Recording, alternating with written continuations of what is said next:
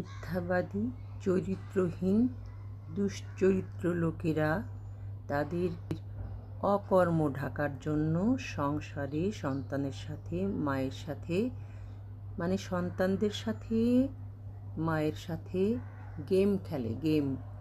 Game তৈরি করে, বিভিন্ন রকম দোষারোপ করে। ছেলে মেয়েদেরকে বলে তোর মা তোদের মানুষ করতে পারেনি, মাকে বলে তুমি ছেলে মেয়েদেরকে মানুষ করতে পারোনি। নিজে গায়ে হাওয়া লাগিয়ে বেড়ায়। হ্যাঁ, নিজের শয়তানিগুলো যাতে সুন্দর করে করা যায় এজন্য গেম খেলে এবং বাইরে শান্তি খুঁজে বেড়ায়। মিথ্যাবাদী দুশ্চরিত্র লোকেরা জন্মগতভাবেই এরকম।